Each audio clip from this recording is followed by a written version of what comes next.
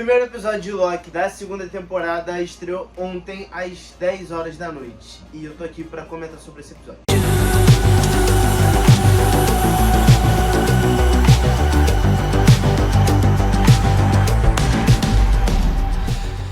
Fala galera, aqui é o canal Luiz na área. Eu tô aqui pra comentar sobre o primeiro episódio da segunda temporada de Loki. Você, fã de Loki, fã da série e da Marvel, não pode esquecer do seu like. Se inscreve no canal toda terça e quinta vídeo da cultura pop.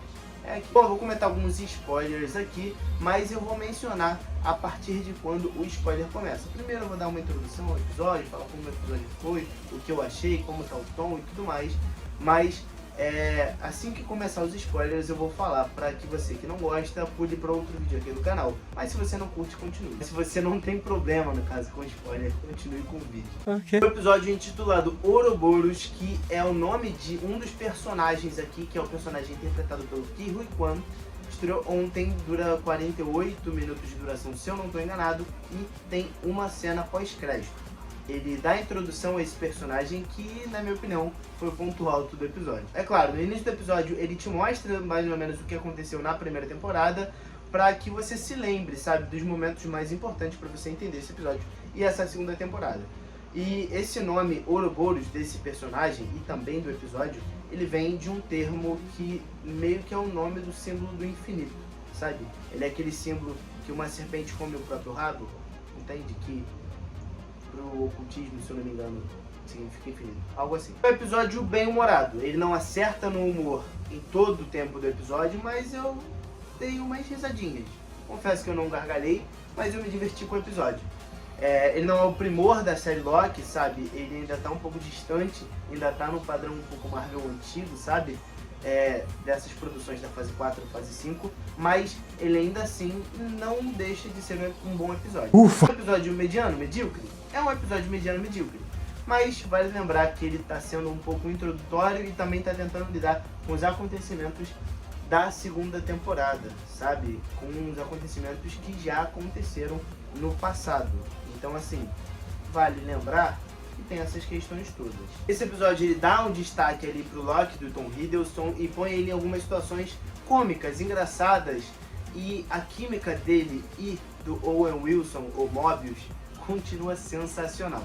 Eu diria até que as melhores cenas são as cenas do Loki e do Mobius, e até de certa forma com o Ouroboros, que é o personagem do Ke Huy Quan, o OB. Dá de certa forma um pouco mais de importância para B15 também, até porque ela aparece em mais cenas, acho que é do que ela apareceu no primeiro episódio da série anterior, já que agora ela é um apoio do Loki e do Mobius dentro da TVA, porque, enfim, eu vou comentar um pouco mais pra frente. No caso, eu vou começar a comentar agora, que já são a parte dos spoilers, né? Eu acho que eu não consigo mais comentar outras coisas aqui sem spoilers, então se prepare, você que não gosta, volta para outro vídeo no canal, e você que não liga, continua. Bom, porque o que acontece agora?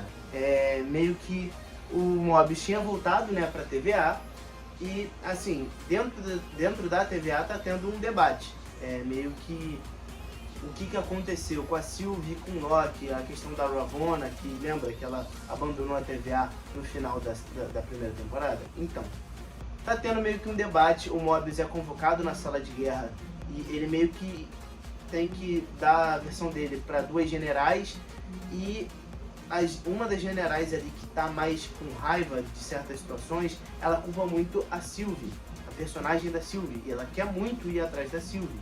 Então assim, ela quer, ela já meio que tomou a decisão dela, ela já tá tomando parte sobre algumas situações, inclusive ela meio que convoca até no final dessa reunião uma força-tarefa contra a Sylvie, porque ela quer podar, sabe, linhas do tempo, só que em todo momento o Mobius e a B15, eles defendem nessa auditoria, de certa forma, nesse julgamento, que podar é, tipo assim, um malefício para aquelas vidas, sabe, que estão sendo podadas, porque aquelas vidas, elas foram tiradas de um universo e foram jogadas para pro final do tempo, se não me engano, é o nome que eles dão.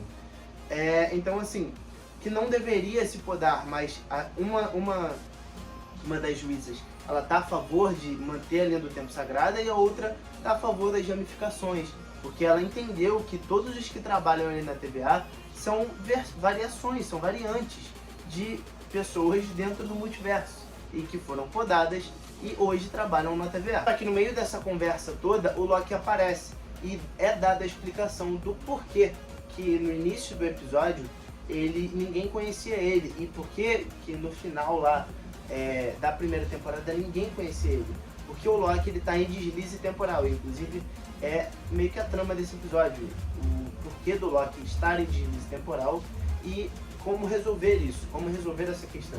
Ele está em deslize temporal dentro da TVA, o que supostamente era impossível, o que o próprio OAB fala, sabe, o personagem lá do Kim Kwon. Dentro da TVA era impossível ocorrerem deslizes temporais. Ele já tinha ouvido falar que isso acontece, mas que dentro da TVA era impossível. E ele está variando entre passado, presente e futuro, o Loki, no caso, né? Ele meio que começa a pular sem querer. E é o que estava acontecendo naqueles trailers, que meio que ele fica desmorfo e some do nada, e aparece em outro lugar. Ele está passando entre passado, presente e futuro. E foi o que aconteceu lá no final da primeira temporada de Loki. Ele foi chutado pela Sylvie na linha do tempo da TVA no passado, e por isso que ninguém conhecia ele, e por isso que tinha uma estátua enorme do Kang, e não dos Guardiões do Tempo, porque ele ainda não tinha implementado a desculpa dos Guardiões do Tempo. Por isso que era só uma estátua do Kang enorme, que naquela época ainda era tipo meio que mandada pela versão do Kang, sabe? Eu achei que fosse um universo diferente, uma TVA de meio que um outro universo, se pudesse isso acontecer, mas era uma versão do passado da TVA, aquela questão ali de onde o Loki cai no final da primeira temporada. Isso é desenvolvido ao longo desse episódio, essa questão temporal do deslize do Loki sobre o tempo, e é a trama desse episódio. Basicamente é tentar resolver esses pulos temporais do Loki, e ele, no meio desses pulos, um desses pulos aí, ele acaba caindo nessa reunião. O Mobius ainda não tinha visto, só o Mobius do passado, por isso que ele não conhecia aquela versão do Loki.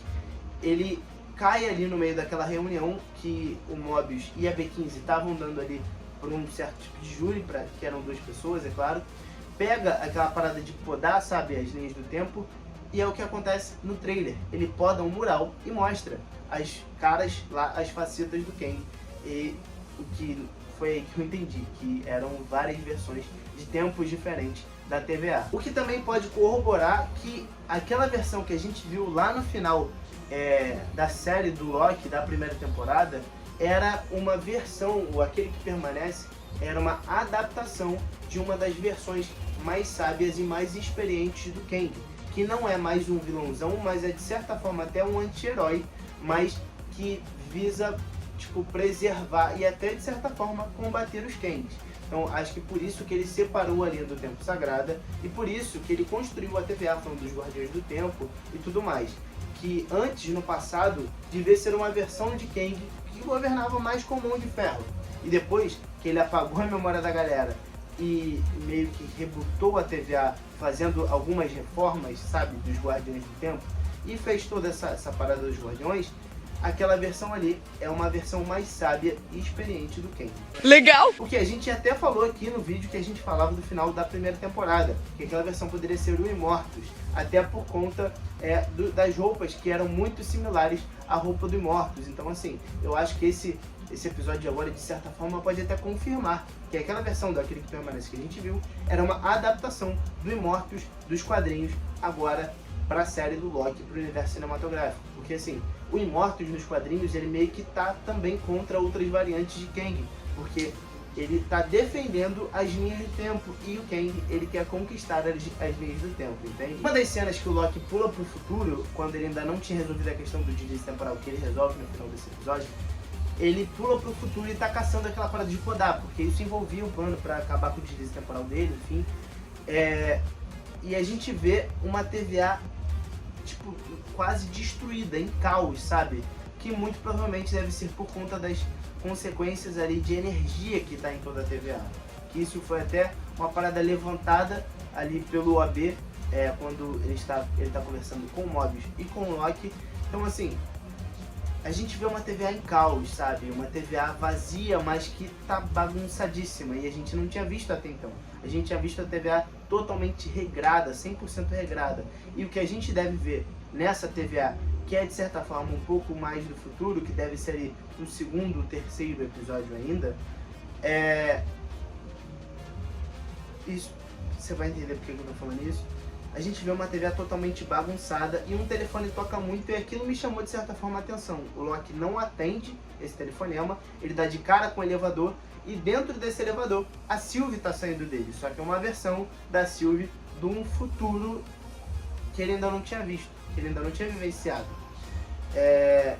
E o telefone tocar me chamou muita atenção, não sei porquê, porque isso acontece em cenários bagunçados, apocalípticos. Eu acho que isso é para dar mais atenção pro que está acontecendo ali, para dar mais energia, emoção, sabe? Mas eu ainda acho que aquele telefonema ali, de certa forma, pode ter a ver com Mobius ou, sei lá, alguma solução para um problema que ainda vai aparecer. E por que eu falei da Sylvie agora? Porque a Sylvie só aparece em 2 momentos nesse primeiro episódio. Na cena pós-créditos e nesse momento. O Loki ainda não tinha visto a Sylvie, não sabia onde é que ela estava, não sabia como ela estava até então. Só nesse momento do episódio, onde, que na minha opinião, é um futuro próximo, mas ainda é um futuro. Não acontece nesse episódio agora, mas ainda acontece sim no futuro. O episódio termina com o Loki resolvendo a questão temporal dele, ele vendo que tá indo uma tropa enorme atrás da Sylvie, porque não tá indo só atrás da Sylvie, tá indo podar outras coisas, para o multiverso não variar tanto assim, organizada por uma daquelas agentes que se contrapôs à Suprema ali daquela reunião. Porém, eu queria também comentar um pouco, voltar um pouco antes de falar do final desse episódio, a questão da Ravonna, que também não é explicada nesse episódio, ela também não é tão mencionada assim e também não aparece nesse episódio, mas ela é mencionada numa gravação com o Kang, com possivelmente aquele que permanece quando ele ainda era um conquistador e não o imortal. Em uma das gravações naquela sala de guerra, o Kang elogia muito a Ravonna, falando que aprecia a ajuda dela, que precisa da ajuda dela e juntos eles iriam governar aquilo tudo. Eu achei que aquilo ali fosse do futuro, aquela gravação fosse do futuro e fosse uma versão de Kang diferente, em que a Ravonna fosse ajudar. Porém, o que eu fiquei pensando depois dessa questão dos saltos temporais foram explicadas? Que no passado, antes do Kang virar o Immortus, de o Kang virar aquele que permanece, ele contava muito com a ajuda da Ravonna. E como eu já expliquei aqui, se não me engano, no vídeo de origem pro Kang e também no da primeira temporada, a Ravonna é um par romântico do Kang nos quadrinhos. Inclusive, muitas das vezes, ele só perde por causa dela. Ele só meio que perde porque não se acha digno do amor dela. Mais ou menos isso. Ou porque tenta tanto ir atrás do amor dela que ele acaba perdendo, sabe? Ou a Ravonna morre, ou usam a Ravonna pra deter ele, enfim. Mas eu acho que aquela versão passada de Kang, quando ele ainda era um conquistador, ele tinha mais interação com a Ravonna e ela poderia ser meio que a imperatriz da TVA. Depois foi rebaixada ali ao cargo de juíza quando ele virou o Immortus. Acho que ele entendeu que ele tinha que se separar um pouco dela para que ele se tornasse esse cara que governasse uma linha do tempo sagrada só. Assim, indo pro final do episódio, a Sylvie aparece naquele momento ali e na cena pós-créditos é revelada, onde ela cai depois de ter o Immortus, né? Depois de ter mandado o Immortus dessa pra melhor ou pra pior. Ela cai em uma terra onde ela vai trabalhar num Mac, inclusive a gente já tinha visto isso em trailers e em imagens vazadas, e ela fala que quer experimentar de tudo o que vende no Mac. E depois a gente vai ver que ela vai começar a trabalhar no McDonald's e o Loki e o Mobius acham ela e meio que recrutam ela. Então assim, é uma baita propaganda do McDonald's, tá, nessa série. Principalmente botar uma das personagens mais amadas da primeira temporada para trabalhar no Mac, uma baita propaganda para um baita cena. Mas essa cena resume basicamente o que deve acontecer no segundo episódio. Se o primeiro episódio, a trama, foi se desenvolvendo em volta do deslize temporal do Loki, esse segundo episódio, ele deve se desenvolver em volta de achar a Sylvie. Então assim, o Loki e o Mobius, eles devem ficar caçando a Sylvie em todo o tempo, achar ela lá no McDonald's, ou achar ela logo no início do episódio, ou achar ela no final. No final, o episódio inteiro vai se basear numa busca a Sylvie, e se for no início, ele deve se basear na busca da Sylvie e o desenvolvimento do episódio numa questão de defender, esconder a Sylvie e guardar ela. E aí, possivelmente, a gente pode ver aquela cena do Loki encontrando com ela no elevador e ela falando: ah, você, o outro Loki. É muita versão, é muita linha do tempo, eu tô começando a me confundir aqui na minha explicação. mas o outro Loki deve ter explicado pra ela essas questões dos deslizes temporais. Mas enfim, cara, você viu o episódio, curtiu o que viu? Deixa aqui embaixo nos comentários, também não esquece. Semana que vem a gente tem mais. Tamo junto, valeu, fechou, até a próxima. Tchau.